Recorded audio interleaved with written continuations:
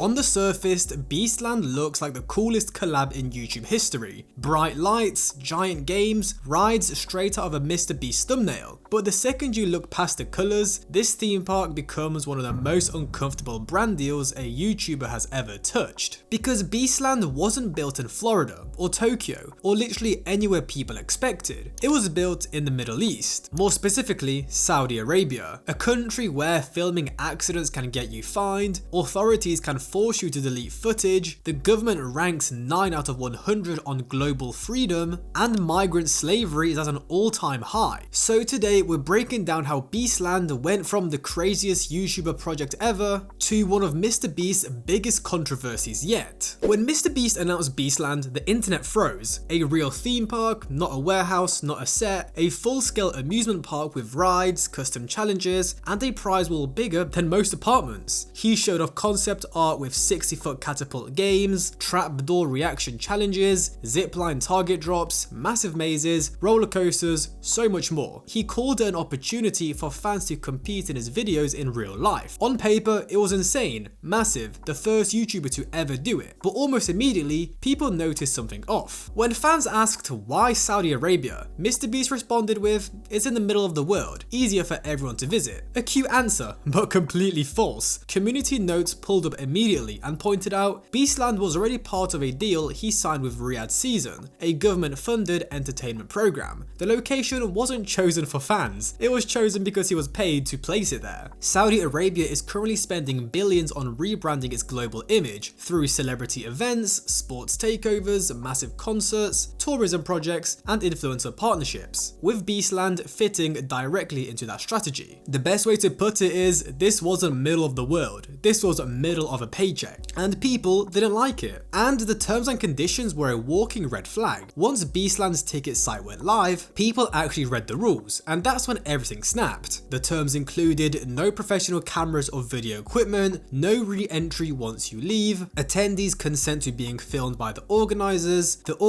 accept no liability for injuries or death, and the big one, guests must follow Saudi Arabia's public taste laws. And if you don't know what those include, here's a translation. You can be fined for pretty normal things like filming strangers, filming accidents, filming incidents, refusing to delete footage, and even posting footage online without approval. Meaning if a ride breaks, a game malfunctions, or someone gets hurt, recording it is illegal. Authorities can fine you up to hundreds of thousands of dollars and force you to delete the evidence. In America, when an accident happens or a bad ride occurs, it's all over the news, all over the internet, viral in 5 minutes. In Beastland, the government can legally erase it. This alone made people rethink the entire project and the morality behind it. So suddenly, Beastland looks less like a fun attraction for its fans and more like a government-controlled environment to help build the PR of the country. Think about it, if one of your family members, your brothers, your sisters get hurt or even potentially die, you can't sue, you can't post it online, nothing. The accident or death gets hidden by the government and you have to be silent about it. And that's without talking about the country's human rights record. Saudi Arabia's global rankings are brutal. 9 out of 100 on the freedom scale, 1 out of 40 on political rights, 8 out of 60 on civil liberties, women only recently gained the right to drive, LGBTQ+ identity is completely outlawed, dissent can lead to arrest, and journalists face extreme restrictions. This is not a place known for transparency or safety, and it's definitely not a place where a creator known for filming everything should be building a theme park. And now let's go on to the labor question that nobody wants to answer. You don't build a theme park, even a temporary one, without construction workers, and in the Middle East that raises real concerns. Because Saudi Arabia and the neighbouring countries in the Middle East have a long history of migrant workers having passports confiscated, people working up to 15-hour shifts in extreme heat, living in camps with poor conditions, with no pay, unexplained death, families not notified, and long story short, human rights groups call it modern slavery. Dark secrets of the Qatar World Cup. The lack of human rights.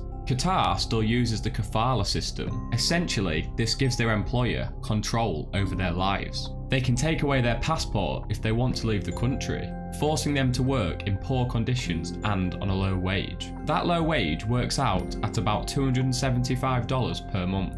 The Guardian reported that 6,500 migrants have died in Qatar since they won the bid for the World Cup in 2010. Whilst they are not all related to the World Cup, most of them were only there to build the infrastructure for it. Let me read out some statistics for you to help you realise how bad it really is. Over 21,000 migrant workers have reportedly died on Saudi mega projects since 2017. Qatar's World Cup construction saw over 6,500 migrant deaths reported across the same time period. Think about it. People are dying because a $1 trillion government doesn't want to pay for proper construction people to build some stadiums. It's insane. We all know how rich the Middle East is with their princes and oil money, yet they're still using slavery? These are not minor accusations. This is the reality of people working in those countries. So when Beastland suddenly appears in the desert with massive structures and heavy machinery, people start asking, who built it, under what conditions, were they safe, were they paid fairly, and did anyone get hurt? And because filming incidents are restricted, so we will never know. And unfortunately, people predicted this. Dan TDM. When Lunchly, the fake Healthy Lunchables collab, was released, Dan launched a tweet. What happened to YouTubers? You're selling crap to kids for money, do better. And what is Beastland? Selling more crap to kids who don't know better. Then Jacksepticeye, his lie detector moment. He stated he doesn't like MrBeast because he made YouTube more about money and views than having fun with your real personality. Now Jack, a completely unrelated question. Do you like MrBeast? No. Jack, do you think MrBeast ruined YouTube? Yes. Now, in all honesty, Jack, why? Because it became more about views, money, and popularity than it did about having fun. You just don't think you had fun playing Squid Games? You don't think you had fun riding on yachts? Building wells in Africa? I don't know. If he had fun doing those videos, they'd be longer. We'd see the fun. Ooh.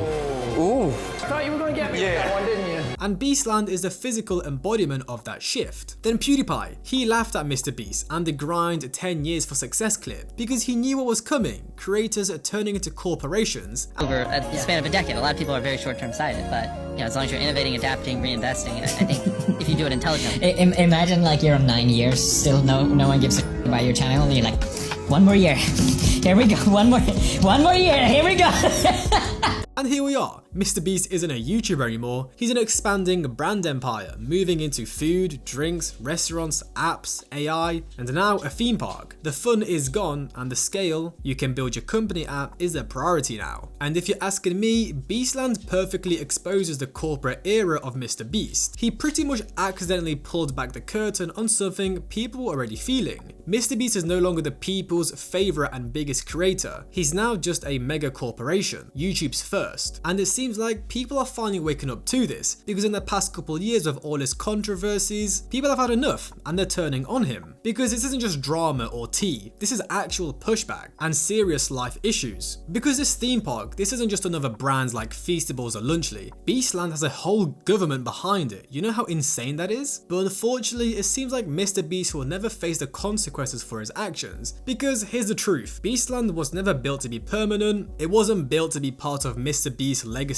and it wasn't built for us, the fans, the viewers. It was built as a 45-day attraction inside a global PR campaign. Temporary structure, temporary hype, temporary rides. When the park shuts down, the rides get packed up and the desert goes back to being the desert. Now, most people will forget about it. However, our questions still won't disappear. If anything, this whole event just confirmed what many people were already whispering. MrBeast isn't just a YouTuber anymore. He's a corporation. They care more about the money, the optics, and the expansion. Now, is MrBeast's career over? Of course not. However, to me, it feels like people are finally waking up and his image is cracking.